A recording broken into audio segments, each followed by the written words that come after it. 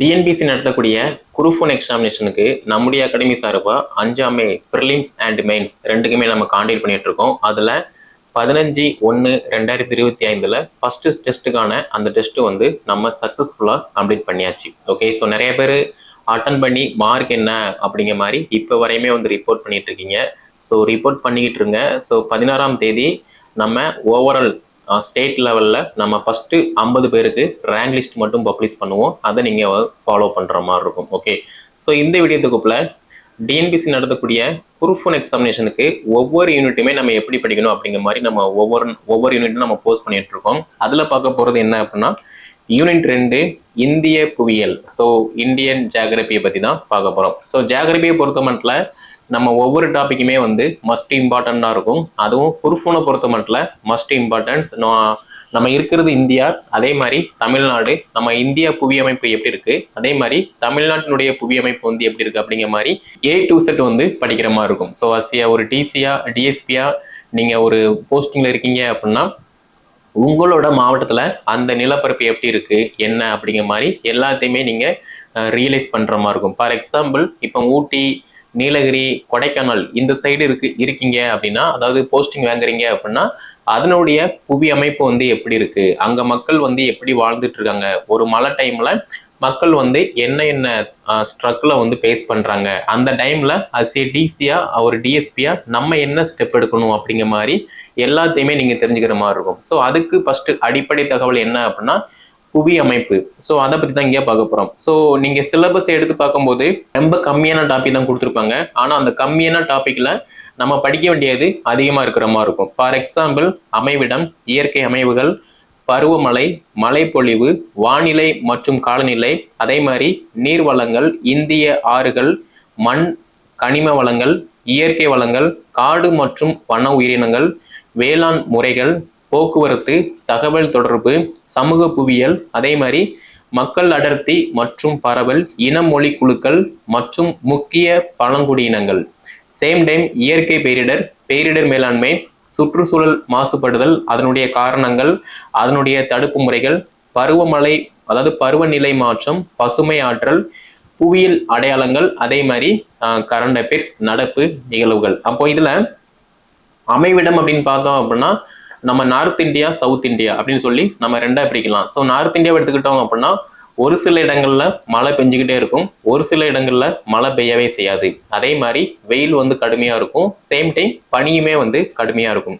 நம்ம சவுத் இந்தியாவை பொறுத்த மட்டும் நம்ம தமிழ்நாடை பொறுத்த மட்டும் நமக்கு இப்போ உள்ள சிச்சுவேஷன், அதாவது இப்போ 2025 ஒரு சில காலநிலை மாற்றங்கள் வந்து ஏற்படுது. கரெக்டா வந்து மழை பெய்யாம இருக்கு, அதே மாதிரி வெயில் வந்து பயங்கரமா அடிக்கி, மழை பெஞ்சிச்சு அப்படின்னா நல்லா பெஞ்சுக்கிட்டே இருக்கு, அதே மாதிரி சரியான ஒரு பேரிடர் இதை வந்து கொண்டு வந்துருது. ஸோ அப்போ இதனுடைய டீட்டெயில் என்ன அப்படிங்கிற மாதிரி படிக்கிற மாதிரி இருக்கும். அதே மாதிரி பருவமழை, மழைப்பொழிவு, ஸோ எந்தெந்த டைம்ல எந்தெந்த மழைப்பொழிவு வருது, ஸோ தென்மேற்கு பருவமழைனா எப்போ, வடமேற்கு பருவமழைனா என்ன அப்படிங்கிற மாதிரி எல்லாத்தையுமே வந்து பார்க்குற மாதிரி இருக்கும். ஸோ வானிலை மற்றும் காலநிலை ரெண்டுக்குமே வந்து ரொம்ப டிஃப்ரெண்ட் இருக்கு, ரெண்டையுமே வந்து நல்லா ரியலைஸ் பண்ணி படிக்கிற மாதிரி இருக்கும். அதே மாதிரி நீர்வளங்கள், ஸோ ஒரு காலத்துல நீர்வளங்கள் அப்படின்னு பார்த்தோம் அப்படின்னா நம்ம ஆத்துல போறக்கூடிய தண்ணியெல்லாம் வந்து நம்ம வந்து ட்ரிங்க் பண்ற மாதிரி தான் இருந்துச்சு. ஆனா இப்போ உள்ள சிச்சுவேஷன்ல நம்ம என்ன பண்றோம் அப்படின்னா வீட்டில் வரக்கூடிய போர் தண்ணியவே நம்ம வந்து ட்ரிங்க் பண்ணாம வாட்டர் கன் தண்ணியை தான் நம்ம வந்து யூஸ் பண்றோம், ட்ரிங்க் பண்ணிட்டு இருக்கோம். ஸோ அப்போ அதனுடைய ப்ராசஸ் என்ன, ஸோ நீர்வளங்கள் வந்து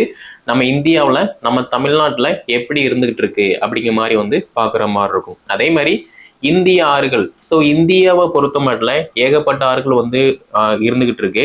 அந்த ஆறுகளுடைய நீளங்கள் என்ன, அது வந்து இணையக்கூடிய பகுதிகள் என்ன, இப்போ தமிழ்நாட்டை பொறுத்த மட்டும் காவிரி எங்க இருக்கு, தாமிரபரணி எங்க இருக்கு, வைகை எங்க இருக்கு அப்படிங்கிற மாதிரி எல்லாத்தையுமே வந்து படிக்கிற மாதிரி இருக்கும். இதனுடைய நீளங்கள் என்ன அதையுமே வந்து படிக்கிற மாதிரி இருக்கும். இப்போ இந்தியாவில் மிகப்பெரிய ஆறு என்ன அப்படிங்கிற மாதிரி கேட்பாங்க, அதே மாதிரி தமிழ்நாட்டில் மிகப்பெரிய ஆறு என்ன அப்படிங்கிற மாதிரியுமே வந்து கேட்பாங்க. அப்போ இந்த வீடியோ பார்த்துட்டு இருக்க நீங்க உங்களோட மாவட்டத்துல ஏதாவது ஒரு ஆறு இருந்துச்சு அப்படின்னா அந்த ஆத்தினுடைய சிறப்பம்சங்கள் என்ன, அதே மாதிரி அதனுடைய நீளங்கள் என்ன, அந்த ஆறு எந்த ஆத்தோட வந்து இணையுது அப்படிங்கிற மாதிரி வந்து டீட்டெயிலா வந்து பார்த்து வச்சுக்கோங்க. ஃபார் எக்ஸாம்பிள் இப்போ திருநெல்வேலி இருக்கு அப்படின்னா திருநெல்வேலியில வந்து தாமிரபரணி ஆறு இருக்கு, இப்போ மதுரை இருக்கு அப்படின்னா அங்க வந்து வைகை ஆறு இருக்கு. அப்போ இதனுடைய மைய பகுதிகள் என்ன, இது இணையக்கூடிய பகுதிகள் என்ன அப்படிங்கிற மாதிரி வந்து பார்த்து வச்சுக்கோங்க. ஓகேவா?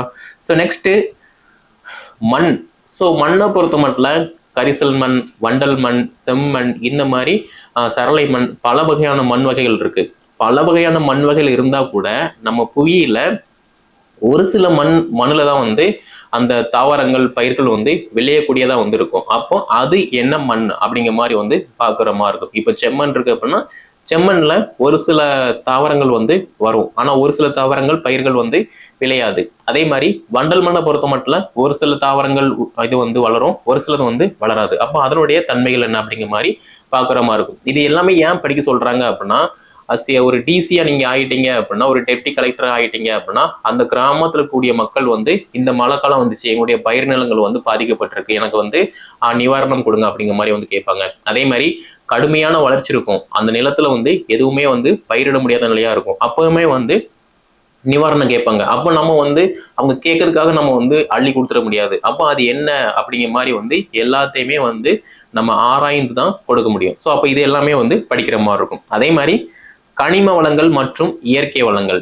ஸோ கனிம வளங்கள்னா என்ன, இயற்கை வளங்கள்னா என்ன? ஸோ கனிம வளங்களை பொறுத்த மட்டும் இப்போ ரீசெண்டா மதுரையில வந்து டங்ஸ்டன் அந்த இதுக்காக வந்து மக்கள் வந்து போராடிட்டு இருக்காங்க. ஸோ அதை எதுக்காக போராடுறாங்க?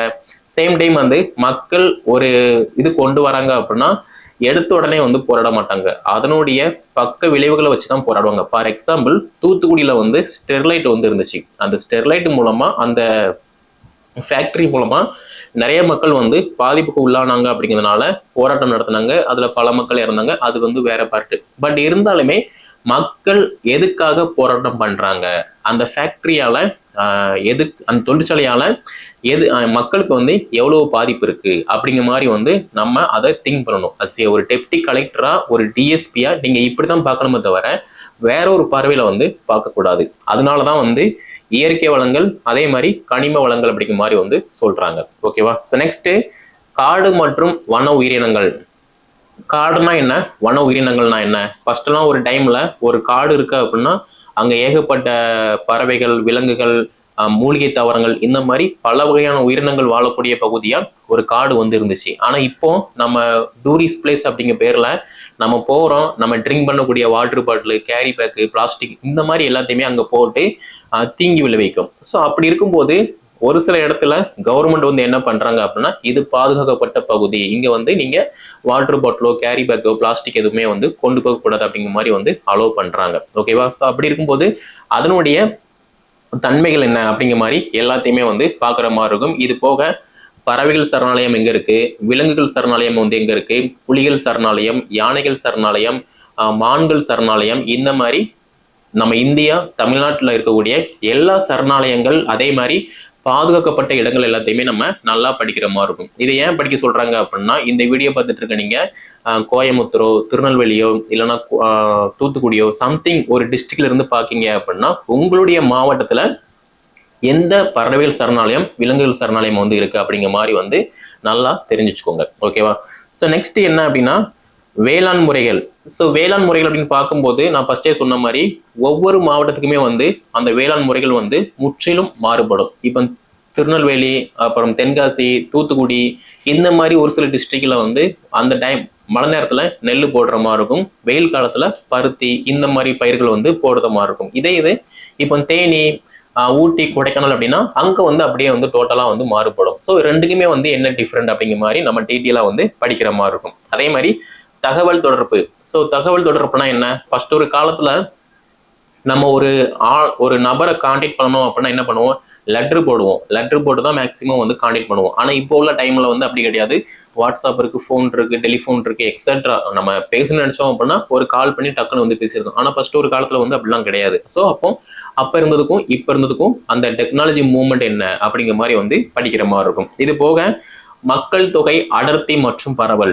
ஸோ ஒரு டைம்ல இப்ப சென்னை, மதுரை, திருநெல்வேலி, திருச்சி, கோயம்புத்தூர், இந்த மாதிரி இடத்துல பெரிய பெரிய சிட்டியில வந்து என்ன இருக்கும் அப்படின்னா மக்கள் தொகை அடர்த்தி பரவல் வந்து ரொம்ப கம்மியா தான் இருக்கும். இப்ப இருக்கிற மாதிரி பயங்கரமா வந்து மக்கள் தொகை பரவல் வந்து இருக்காது.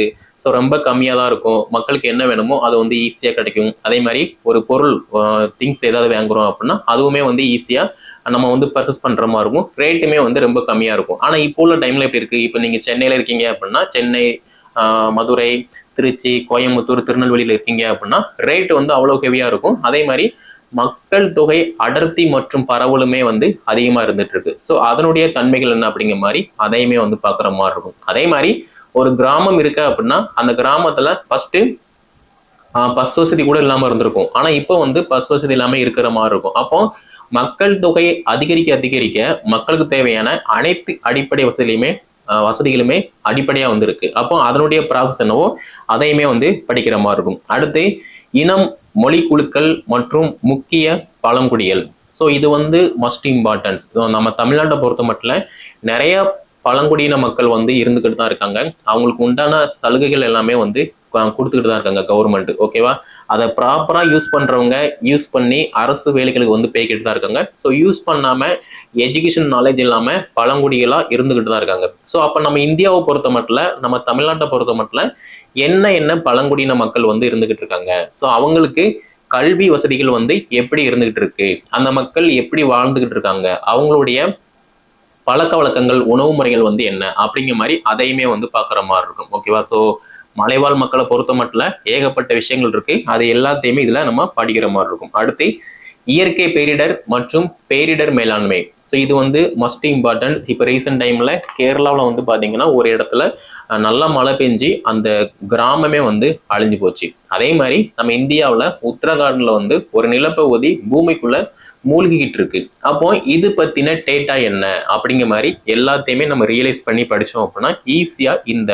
டாபிக் எல்லாமே வந்து நம்ம கவர் பண்ணிடலாம். ஓகேவா, சேம் டைம் நம்ம பூமியை பொறுத்த மட்டும், புவியை பொறுத்த மட்டும் நிறைய விஷயங்கள் வந்து நீர் மாசுபாடு, நில மாசுபாடு, காற்று மாசுபாடு, இந்த மாதிரி நிறைய விஷயங்கள்ல மக்கள் வந்து மாசுபடுத்திக்கிட்டு தான் இருக்கும். இது வந்து மக்கள் தொகை அதிகரிக்க அதிகரிக்க நிலத்தினுடைய மாசுபாடும் நீரினுடைய மாசுபாடும் அவ்வளவு பயங்கரமா வந்து மாசுபடுத்திக்கிட்டு தான் இருக்காங்க. அப்போ இதை வந்து நம்ம எப்படி தடுக்கலாம் அப்படிங்கிற மாதிரி பார்க்கணும். ஃபார் எக்ஸாம்பிள், தென்காசி மாவட்டத்துல குற்றாலம் இருக்கு. இந்த குற்றாலத்துல அந்த குற்றாலம் பால்ஸ்ல தண்ணி வரும்போது அதிகமான மக்கள் வந்து கூடுவாங்க. அதே மாதிரி இப்போ டிசம்பர் ஜனவரி மாசம் வந்து இந்த ஐயப்ப கோவில் பக்தர்கள் எல்லாமே வந்து கூடுவாங்க. அப்படி இருக்கும்போது ஒரு டைம்ல வந்து என்ன பண்ணுவாங்க அப்படின்னா குளிப்பாங்க, ட்ரெஸ்ஸை வந்து அங்கேயே போட்டு போயிடுவாங்க, கேரி பேக், சோப்பு, ஷாம்பு இந்த மாதிரிலாம் யூஸ் பண்ணிட்டு அப்படியே போட்டுட்டு போயிடுவாங்க. ஸோ இதுக்கு என்ன பண்ணாங்க அப்படின்னா இங்க எதுவுமே வந்து யூஸ் பண்ணக்கூடாது அப்படிங்கிற மாதிரி வந்து ஆர்டர் பாஸ் பண்ணாங்க. அதுக்கப்புறமா இப்போ வந்து நல்லா கிளியரா தான் வந்து இருந்துகிட்டு இருக்கு. ஸோ இந்த மாதிரி அசுத்தப்படுத்தக்கூடிய இடங்கள்ல கவர்மெண்ட் என்ன ஸ்டெப் எடுக்கணும் அப்படிங்கிற மாதிரி ஒரு டிசியா ஒரு டிஎஸ்பியா நீங்க ஹேண்டில் பண்ற மாதிரி இருக்கும். ஓகேவா, ஸோ நெக்ஸ்ட் என்ன அப்படின்னா பருவமழை மாற்றம், அதே மாதிரி பசுமை ஆற்றல். ஸோ பசுமை ஆற்றல்னா என்ன, பருவநிலை மாற்றம்னா என்ன. ஸோ உங்க எல்லாருக்குமே தெரியும், ஃபர்ஸ்ட்லாம் வந்து இந்த மாசம் மழை பெய்யும், பயங்கரமா வெயில் இருக்கும் அப்படின்னா பயங்கரமா வெயில் இருக்கும், பயங்கரமா வந்து மழை பெய்யும். ஆனா இப்போ வந்து அப்படி கிடையாது. அங்க ஒரு டார்கெட் வைப்பாங்க, பட் இங்க வந்து அதுக்கு ஆப்போசிட்டா வந்து நடந்துட்டு இருக்கும். நம்ம எதிர்பார்ப்போம் அந்த நேரத்துல வந்து மழை வராது, நம்ம எதிர்பார்க்காம எப்ப கேஷுவலா இருக்குமோ அந்த டைம்ல மழை பொழந்து கட்டிடும். ஓகேவா, ஸோ அப்போ இதை பத்தியுமே வந்து நம்ம படிக்கிற மாதிரி இருக்கும். ஸோ பசுமை ஆற்றல், ஸோ கிரீன் எனர்ஜி அப்படின்னு பார்த்தோம் அப்படின்னா ஒரு டைம்ல வந்து இந்த கிரீன் எனர்ஜி வந்து அவ்வளவா வந்து இருக்காது, பட் இப்போ உள்ள டைம்ல வந்து அவ்வளவு கிளியரா வந்து யூஸ் பண்றாங்க.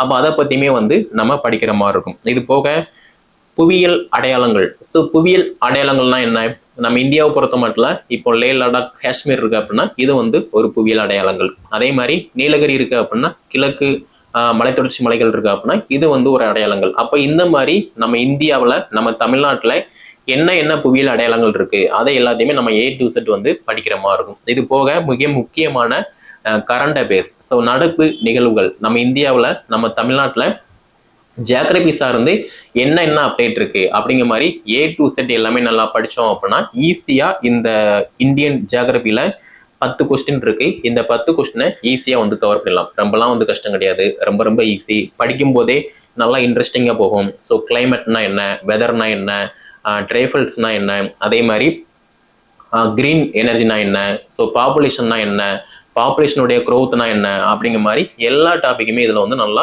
கவர் ஆயிரும். ஓகேவா, ஸோ இந்த இந்தியன் புவியலுக்கு டாபிக்கான மிக முக்கியமான நோட்ஸ் எல்லாமே நம்மளுடைய வாட்ஸ்அப் குரூப், அப்படி இல்லைன்னா டெலிகிராம் குரூப்ல நான் பிடிஎஃப் போஸ்ட் பண்ணுவேன். அதை நீங்க வந்து ஃபாலோ பண்ணிக்கோங்க. நீங்க இப்ப இருந்தே நல்லா படிச்சிட்டீங்க அப்படின்னா ஈஸியா வந்து இந்த group one prelims and mains நல்லாவே வந்து கவர் பண்ணி பாஸ் பண்ணி போஸ்டிங் வந்து வாங்கிடலாம். ஓகேவா? ஸோ நம்முடைய அகாடமி சார்பாக ப்ரிலிம்ஸ் அண்ட் மெயின்ஸ் ரெண்டுக்குமே ஃப்ரீ டெஸ்ட் வந்து கான்டாக்ட் பண்ணுறோம். கீழே டிஸ்கிரிப்ஷனில் நான் டெலிகிராம் லிங்க் கொடுத்துருப்பேன். அப்படி இல்லைனா வாட்ஸ்அப் லிங்க் கொடுத்துருப்பேன்.